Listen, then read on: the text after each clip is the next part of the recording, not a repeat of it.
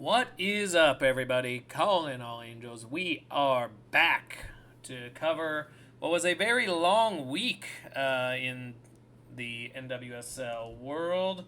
7 matches that haven't yet been covered by us, so let's deal with all of them, go through what we got, and see where we stand. Alright, so as I zoom out here, we had actually a really good game between Racing Louisville and Chicago Stars. Despite the fact that it was two teams near the back of the standings. Ended up being quite the competitive match. All goals scored in the second half. Louisville builds up a 2-0 lead before Nadia Gomez puts in a goal in the 80th minute to cut the lead in half. Chicago actually does for a second think they equalized it. However, VAR waves off the opportunity. So it ends up staying 2-1, and that pretty much is where we end things. Yeah, that's kind of been the story of Chicago's whole season. They've had a few moments where it looked like they were pretty sure they were going to get some points. And for one reason or another, just something happens that prevents it. It's an unfortunate thing. Looking at these teams now going through the standings, this is quite the update in terms of where everyone's shaking out. I'm looking at Louisville now with this victory jumping ahead of Chicago. So, again, it's not by much. This is going to be a back and forth, but these appear to be the two teams near the back, and they'll probably stay that way. So keep an eye out for these two as they kind of hash out who's actually going to avoid the basement here, and see if Houston or Bay, who are the next two teams up, if one of them has like a slow spell that causes them to get down the mix with them. Speaking of, we'll be going into their matches here pretty soon. But first, Kansas City and Angel City. To be fair, we're not going to go too long at this one. I've covered this one at length. That's not what I wanted to do.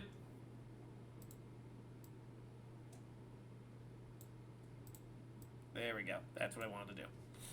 So, when it came to this match, it was very early goals, both teams scoring pretty quick within the first half hour. Kind of assume it's going to be the multi-goal at that point just because it happened so quickly. But the thing was, it didn't really affect things in the later stages. Both teams took a lot of shots, but their goalkeepers, both doing incredible jobs in the second half, kept it to 1-1, which is basically where I thought it was going to end up. Both teams come away with a point. Both teams currently sit in the playoffs. Angel City could technically get ahead of Kansas City if they were to win their two matches in hand. But as it stands right now, both in the top 8, and we'll see what happens as they continue on. If you want a little more detail with it, there is a video already posted for it. Houston and then Gotham. So Houston understandably struggled here. They were facing a team right up at the top of the table. And to their credit, they went a good while. They went scoreless in the first half, actually preventing Sam Kerr from getting a PK score. But Kerr gets her opportunity very quickly in the second half, runs straight up, gets the goal, thanks to the assist from Guro Reitan, and it's pretty much all she wrote from there. Houston just did not have the firepower to really keep up, even in a 1-0 game. And Gotham has asserted themselves here as a team to be reckoned with. This placed them into the top of the league position going into Sunday to see if that would stay the same. We'll talk about that in a moment.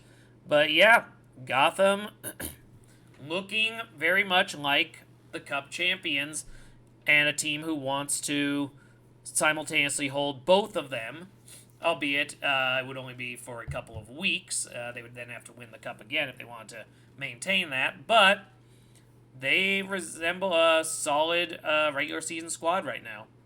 Very solid work from them. All right, let's talk about this mess. There was a lot happening in this match. So if you're struggling to read this, I'll kind of go over what I see here. I'm actually going to move this up.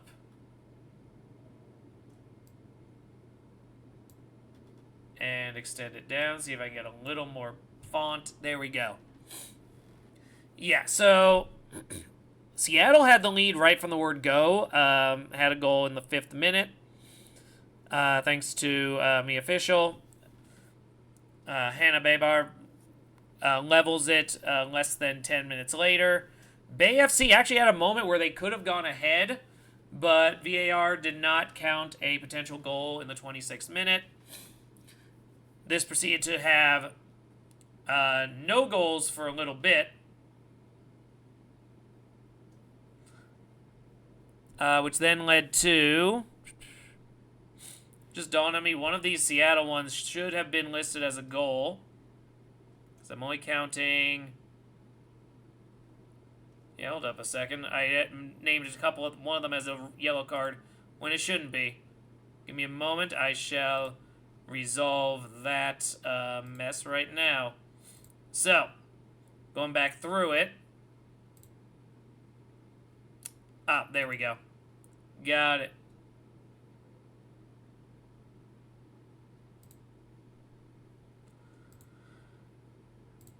Oh, I didn't even... Yeah, sorry.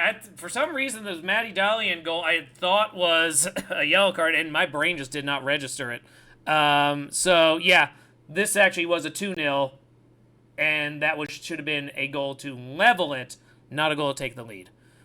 Again, I like to leave the scuff in when we can. So, yeah, just a nice little shift in there, and you got to see a real fact check happen in real time. Isn't that nice? But yeah, then a bunch of yellow cards. Kira Barry levels the game in the 75th minute, and then 10 minutes later, Jess Fishlock puts Seattle ahead for good. This ended up being a really fascinating just match in terms of how busy it got, and what it did is it allowed Seattle to be relevant and put Bay FC on the back heel. Because standings-wise, what this did is it put Seattle Reign in the 9 position on the wrong side of a goal differential tiebreaker. So they are now dealing with trying to chase their way back into the playoffs. They are within 3 points of the 7th place team, and they are tiebreaker behind on the 8th place. So the opening is very much there for them. Bay FC gets pinned down at 14th, only 4 points ahead of Racing Louisville, 6 ahead of Chicago. Could this be a descent for them? Time will tell. All right, now moving on to last 3 matchups here. San Diego Wave and Washington Spirit, 2 teams up in the top corner. We don't see any goals early on, but Leah Godfrey, again, that second half run of the Wave takes place here again. Leah Godfrey gets a goal right at the 1 hour mark. And this leads to a 3-point one. This was a really entertaining match if you were watching it live, by the way. I got to see a good portion of it, just not the whole thing. What's important here is because of San Diego's victory and Kansas City's draw, they extended their lead here, and San Diego Wave are now pretty cleanly in the 4 position, and in striking distance of the 3 position, only a point back. And 5 points out of the top of the table completely. Washington, this kept them stuck at 36 points, which means that Gotham will hold the top of the league for a week. So in terms of the Washington Spirit, it is definitely a shock to the system. I don't think they were expecting to have fallen off, but this is a big-time team. And this is what happens in these big-time games. In any case, really fun matchup. Good to see the top teams throw down. Speaking of, 2 more top teams, at least in the top 6, going at it. This was a really good match for the first hour. and then the floodgates opened. Until then, though, we had Portland jump out to a lead within the first seconds of the match, thanks to Sophia Wilson, before Cecilia Kaiser reels off 2 goals herself. Chloe Lacasse gets a assist on the second goal, which led to be the first of her 3 assists, so a hat trick of assists, as it were. Utah had a 2-1 lead very early on in the second half, and that held for a good 20 minutes before it extended even further. At that point, 3-1, the insurance goal is there, and the pile-on starts happening. So, looking at how this affected things, Portland's goal differential was so bad it plunged them into the +3 status. This also allowed Kansas City to jump ahead of them with the points on the draw. What's crazy is, even if Kansas City had given up a goal to Angel City late in that match and lost their 1 point for the draw, they still would have moved ahead of Portland on the goals for tiebreaker. So, yeah, it was a really bad performance by Portland here all around after about the 65-minute mark. But up until then, it was interesting. This does put Portland at sole possession of 6th place, but still not out of it. They are still within 9 points of the top of the table, within 4 points of the top 4. So they are still in a position where they could make something happen, but they've definitely ceded ground to Utah Royals, who with this win advanced to position 3, sitting at 33 points, a mere 3 behind Washington and 4 behind Gotham. Their goal differential is right on par with those 2 teams. And yeah, this one, it's creating quite the interesting race here up at the top. Who will, if anyone else enter it, will it be just these top 4? We'll see how it plays out. And then finally, we got the battle of the expansion teams to close this mess. Denver Summit, Boston Legacy went into this match even at 19 points each. They each pick up their 20th point of the season with this 1-1 draw. Denver, again, kind of getting bailed out on the penalty kicks. Janine Sonis gets another one off of PK to level the game that Sammy Smith had opened up for Boston.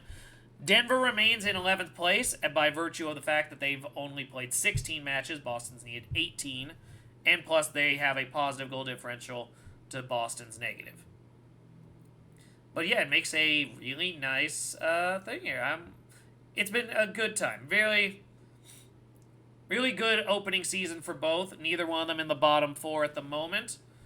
So in terms of actual matches, each team has a lot to be impressed with themselves by.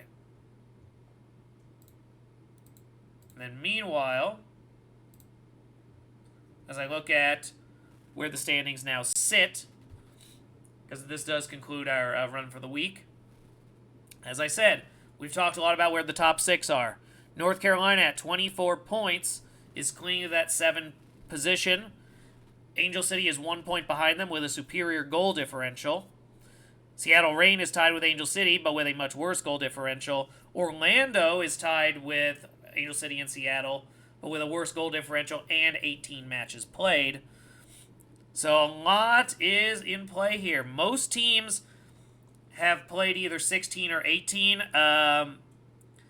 In terms of teams that have only played 17, that basically consists of the bottom 4. Every one of them has played 17. Everyone else in the top 12 either has 2 matches in hand on the leaders, or they have played the clean 18. And that's kind of just where the standings go. Not sure how that managed to be that way, but that's how it is. Alright, so I think that pretty much concludes what we had to say on this one. Been a very fun week. I'm convinced we're going to have a nice push to the finish. And yeah, other than that, that concludes my time for this one. Enjoy your football. Root for, if you're watching MLS or Liga MX, root for your teams there. And as always, go Angels.